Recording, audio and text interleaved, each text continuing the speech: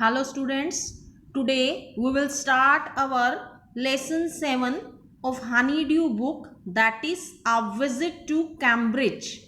Before you read, this is the story of a meeting between two extraordinary people, both of them disabled or differently abled, as we now say. Means जो ये chapter है, that is the meeting between two extraordinary, means जो ordinary person से different हैं, जो बहुत ही talented हैं. Both of them are disabled.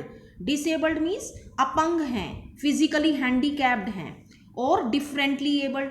Stephen Hawking is one of the greatest scientist of our time. जो स्टीफन हॉकिंग है वो हमारे समय के बहुत ही बड़े साइंटिस्ट हैं. He suffers from a form of paralysis that confines him to a wheel chair. वो पैरालिसिस डिसीज के कारण अपने आप को कहाँ पर बाउंड हो गए हैं? व्हील चेयर पर. वो चल फिर नहीं सकते, सिर्फ व्हील चेयर पर बैठ सकते हैं.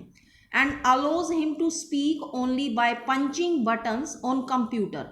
और वो बोल भी नहीं सकते.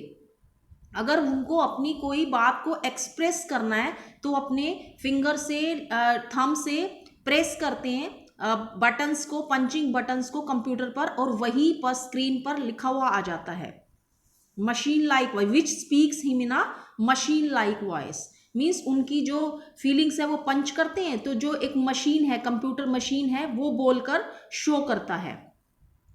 फिराडस Kanga is a writer and journalist who lives and works in Mumbai. जो फिराडस कांगा है, जो इस चैप्टर के राइटर हैं और जर्नलिस्ट भी हैं, वो मुंबई में रहते हैं और वहीं काम करते हैं. Kanga was born with brittle bones.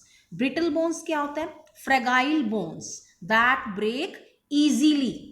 उनको क्या बीमारी है? उनकी जो हड्डियां हैं, बोन्स हैं शरीर की, वो अपने आप ही मामूली चलने से, कूदने से, खेलने से ही टूटती रहती हैं. वो इस डिजीज से पीड़ित हैं. That tended to break easily when he was a child. Like Hawking, Kanga moves around in a wheel chair. इस कारण से, इस ब्रिटल बोन्स डिजीज के कारण वो भी अपने आप को व्हील चेयर पर ही रखते हैं, व्हील चेयर पर ही वो रहते हैं. The two great man exchange thoughts on what it means to live life in a wheel chair and on how the so called normal people react to the disabled. जब ये दोनों persons आपस में meeting करते हैं, they exchange their thoughts, they exchange their feelings. अपनी अपनी feelings को शेयर करते हैं कि उनकी जो लाइफ है व्हील चेयर पर वो कैसा महसूस करते हैं, और जो नॉर्मल पीपल हैं उनके साथ कैसा रिएक्ट करते हैं. Cambridge was my metaphor for England. Means जो इंग्लैंड कंट्री है वो किस कारण से फेमस है? कैम्ब्रिज यूनिवर्सिटी के कारण से फेमस है. तो मीन्स उनका अट्रैक्शन कहाँ है? कैम्ब्रिज की तरफ. जो राइटर का अट्रैक्शन है. मेटाफर यहाँ होता है सिमिलैरिटी, दोनों के बीच में जो करेक्टरिस्टिक्स हमारी सेम होती है. जो मेटाफर है यहाँ एक फिगर ऑफ स्पीच है जो हम 9th क्लास में स्टडी करेंगे. And it was strange that when I left it had become altogether something else because I had met Stephen Hawking there. Means it was strange that, यह बहुत ही अजीबोगरीब बात है, when I left it I had come altogether something else. कि जब वो England में जाकर स्टीफन हॉकिंग से मिलकर आते हैं फिराडस कांगा, तो अपने अंदर एक बहुत ही ज़्यादा चेंज पाते हैं. मतलब अपना जो रूप है उनका बदल जाता है. उनकी सोचने की शक्ति, उनकी feelings, emotions, psychology, mental ability सब हाई हो जाती है, चेंज हो जाती है. It was on a walking tour through Cambridge that the guide mentioned Stephen Hawking, poor man who is quite disabled now, though he is a worthy successor to Isaac Newton, whose chair he has at the university. When he was on a walking tour, who was one Firadus Conga was on a working tour through Cambridge. The guide who was guiding Firadus Conga, who said that Stephen Hawking, who is poor man means helpless, helplessness क्या होता है कि हम लाचार हो जाते हैं जब, जैसे कि स्टीफन हॉकिंग व्हील चेयर पर है, वो चल नहीं सकते, फिर नहीं सकते, बोल नहीं सकते, अपनी फीलिंग्स को एक्सप्रेस नहीं कर पाते।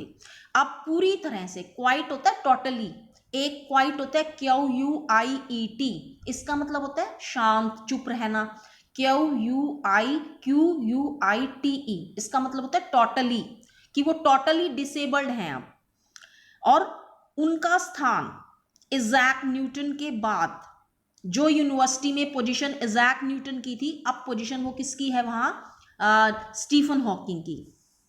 And I started because I had quite forgotten that this most brilliant and completely paralyzed astrophysicist ऐसा साइंटिस्ट होता है जो फिजिक्स के अंदर स्टार्स, प्लैनेट्स के साथ डील करता है।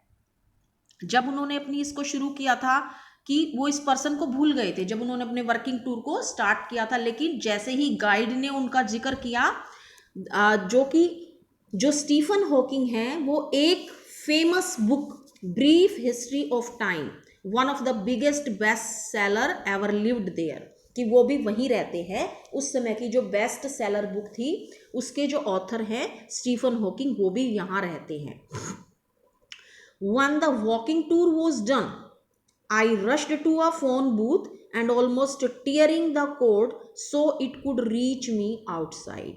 When Firadus Konga's working tour was finished, after finishing his tour, he rushed to, दौड़कर कहाँ जाते हैं, फोन बूथ पर। और फोन बूथ में जो रिसीवर होता है, जो आप फोन करने वाला होता है, उसको इतनी जल्दी से अपनी तरफ उठाते हैं जैसे कि वो कोड, क्या होता है कोड, थिन वायर, जो वायर होती है कनेक्टेड, उसको तोड़ ही डालेंगे। टीयरिंग मतलब तोड़ देना। बहुत जल्दी में है वो, उनको बहुत एक्साइटेड हैं वो स्टीफन हॉकिंग से मिलने के लिए। It would reach me outside phoned Stephen Hawking's house and Firdaus Kanga called to Stephen Hawking house, there was his assistant on the line. और फोन किसने उठाया उनके घर पे, उनके असिस्टेंट ने। And told him I had come in a wheel chair from India, उन्होंने कहा कि मैं इंडिया से व्हील चेयर पर आया हूं। फिर उन्होंने मन में सोचा कि शायद जो उनका असिस्टेंट है वो क्या सोचेगा, perhaps he thought that I had propelled myself all the way, कि मैं पूरा रास्ता व्हील चेयर पर ही कवर करके आया हूं।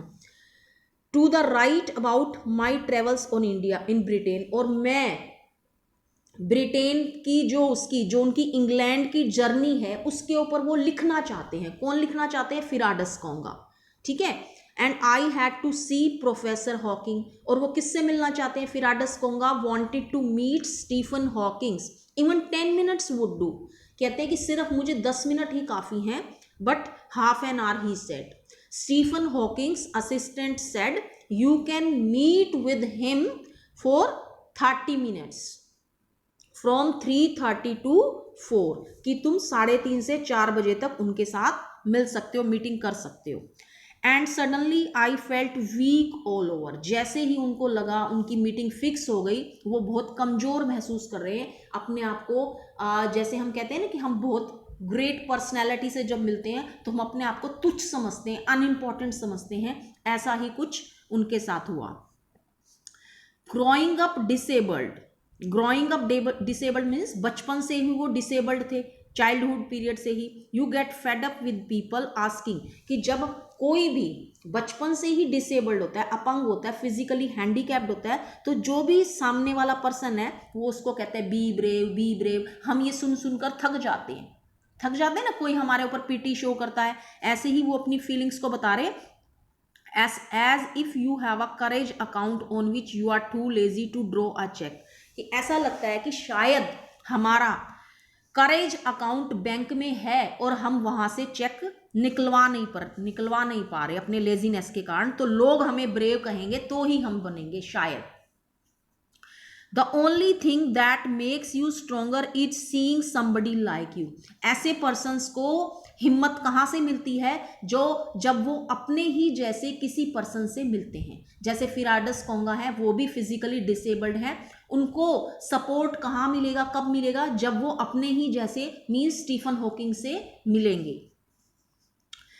then you know how much is possible and you reach out further than you ever thought you could. Means तब अगर हम ऐसे किसी पर्सनैलिटी से मिलते हैं तो हमें बहुत हिम्मत मिलती है, बहुत ताकत मिलती है कि हम और भी ऊंचा उठ सकते हैं जहां तक हम जाने की सोचते हैं.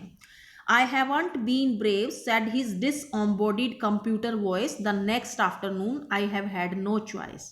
अब यहां पर उन्होंने क्वेश्चन पुट किया है कि जब उन्होंने स्टीफन हॉकिंग से ये क्वेश्चन पुट किया कि ऐसे ऐसे जब लोग हम वीक फिजिकली डिसेबल्ड पैदा हुए हैं, लोग हमें ब्रेव होने के लिए कहते हैं, ऐसा लगता है कि शायद हमारा ब्रेव का एक अकाउंट बैंक में है और हम वहाँ से चेक नहीं निकलवा पे, और हम स्ट्रॉन्ग तब होते हैं जब ऐसा. तो वो अपना क्वेश्चन पुट कर रहे हैं. तो स्टीफन हॉकिंग ने इसमें क्या, उनकी कंप्यूटर वॉइस ने क्या आंसर दिया? I haven't been brave, the next afternoon I have had no choice.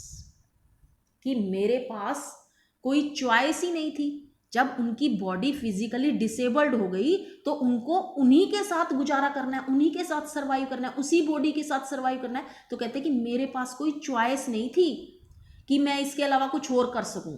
जैसी मेरी बॉडी है मुझे उसके साथ ही सर्वाइव करना था, हिम्मत जुटानी थी.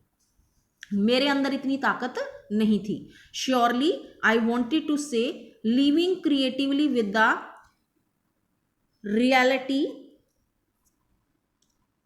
reality of his disintegrating body was a choice. कहते हैं कि surely means Firadus Konga was also agreed with Stephen Hawking. He also said living creatively कि जो हमारी रियलिटी है उसके साथ क्रिएटिवली रहना. मीन्स फिजिकली डिसेबल्ड तो है ही, लेकिन अगर मेंटली स्ट्रेंथ है उनके पास, मेंटली टोटली स्ट्रेंथ है, तो वो अपनी हिम्मत जुटा के उस चीज को ना सोचते हुए अपने लिए आगे बढ़ने की कोशिश करें. वही एक उनके पास चॉइस है. But I kept quite. But जो फिराडस कोंगा है वो चुप रहते हैं, वो कुछ बोलते नहीं हैं, क्योंकि वो इस समय गिल्टी महसूस कर रहे हैं. स्टीफन हॉकिंग से मिलने के बाद वो अपने आप को छोटा समझ रहे हैं, अनइम्पॉर्टेंट समझ रहे हैं, तुच्छ प्राणी समझ रहे हैं. I spoke to him forcing him to respond. जब भी वो कुछ बोल रहे थे, फिराडस कांगा जब भी कोई क्वेश्चन पुट कर रहे थे तो स्टीफन हॉकिंग को बोलने के लिए बोल तो नहीं रहे थे. वो अपने स्क्रीन पर बटन को प्रेस करते थे अपने फिंगर से उससे, और कंप्यूटर वॉइस में कुछ कर रहे, तो वो प्रेस भी उनसे नहीं हो रहा था, तो बहुत फोर्सफुली वो रेस्पॉन्ड कर रहे थे.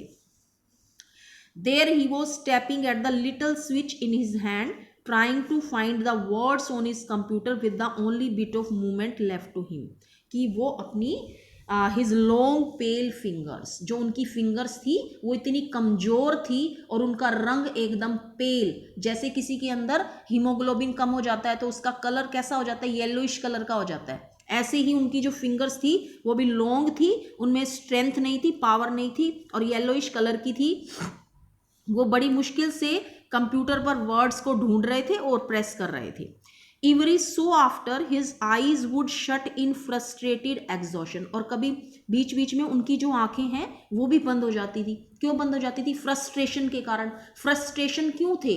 कि उनके माइंड में वर्ड्स तो बहुत थे, फीलिंग्स तो बहुत थी, एक्सप्रेशन तो बहुत थे, लेकिन वो उनको एक्सप्रेस नहीं कर पा रहे थे. इस कारण से वो परेशान भी थे और टायर्ड भी थे, थके हुए भी थे. एग्जॉशन होता है tiredness. And sitting opposite him I could feel his anguish.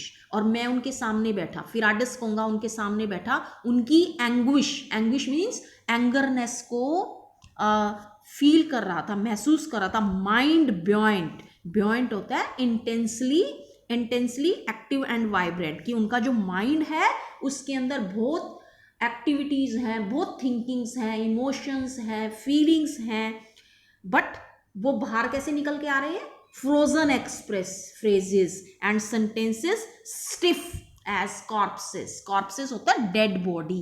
Dead body कैसी होती है? हार्ड होती है एकदम, ठीक है, जिसमें फीलिंग्स नहीं होती, इमोशंस नहीं होते, एकदम हार्ड होती है. इस तरीके से उनका माइंड तो बहुत ही एक्टिव है, लेकिन उनकी फिजिकल स्ट्रेंथ ना होने के कारण, वो फिजिकली डिसेबल्ड होने के कारण जब वो कंप्यूटर वॉइस आ रही है, उनके वर्ड्स ही नहीं मिल रहे उनको, तो फ्रोजन फ्रेजेस और सेंटेंस स्टिफ, मतलब हार्ड सेंटेंसेस के रूप में बाहर आ रही है, उनके बीच में कोई इमोशंस नहीं आ रहे.